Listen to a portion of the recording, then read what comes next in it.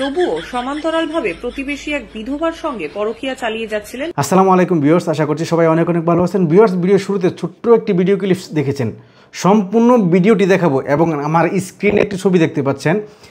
স্ক্রিনে দেখা যাচ্ছে একজন ভদ্রলোক আর একজন ভদ্র মহিলাকে জুতার মালা গলায় ঝাড়ু ঝুলিয়ে একটি গাছের সঙ্গে বেঁধে রেখেছে। কেন বেঁধে রেখেছে জানেন? কারণ হচ্ছে এই ভদ্রলোক আর এই ভদ্র মহিলা তাদের স্ত্রী এবং হাজব্যান্ডকে রেখে তারা একসাথে এসে কুতুকুতু করতেছিল।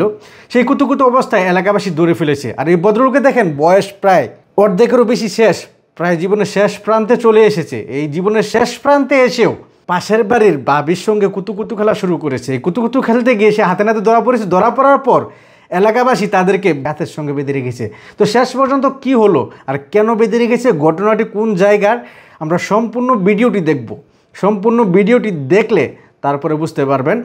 তো ভিডিওতে যাওয়ার আগে বলতে চাই, যারা এখনও আমাদের সমাজে এই ধরনের নোংরা কাজে লিপ্ত আছেন, এই ভিডিওটি দেখার পর তারা অবশ্যই সেই কাজ থেকে সরে আসবেন। আজকের এই ভিডিওটি শেয়ার করার উদ্দেশ্য হলো শুধুমাত্র এটা, আমাদের সমাজে এই যে একটা বেদি, এই বেদি কিছুতেই নির্মূল করা যাচ্ছে না।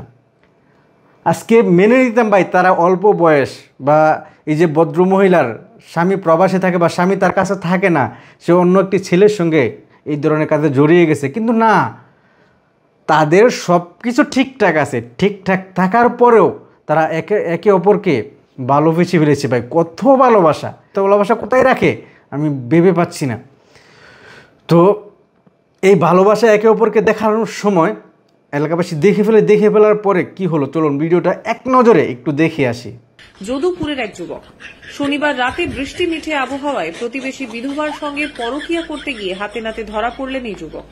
বিধবা এবং ওই যুবককে অসংলগ্ন অবস্থায় দেখতে পেয়ে এলাকার মানুষ ক্ষিপ্ত হয়ে ওঠেন। অভিযোগ, তাদের ধরে একটি তার খুঁটিতে বেঁধে রেখে গণধোলাই দেওয়া হয়। ঘাটাল থানার পুলিশ খবর পেয়ে তাদের উদ্ধার করে থানায় তুলে আনে। স্থানীয়রা জানান, প্রায় ওই যুবক ওই বিধবার বাড়িতে গিয়ে রাতের পর রাত কাটাত। আমরা তককে ছিলাম। ওই রাতে দুজনকে একই রুমের মধ্যে অসংলগ্ন অবস্থায়।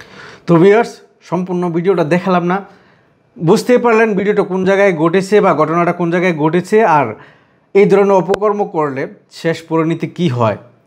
তো আজকের এই ভিডিওটা থেকে অবশ্যই শিক্ষা গ্রহণ করবেন, শিক্ষা নেবেন যারা এই ধরনের ঘটনাগুলো ঘটিয়ে থাকেন বা করছেন, বা এই ধরনের অপরাধে জড়ানোর চিন্তা ভাবনা করছেন।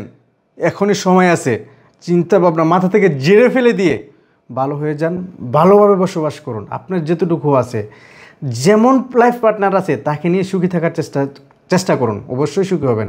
তো ভালো থাকবেন, সুস্থ থাকবেন। আসসালামু আলাইকুম।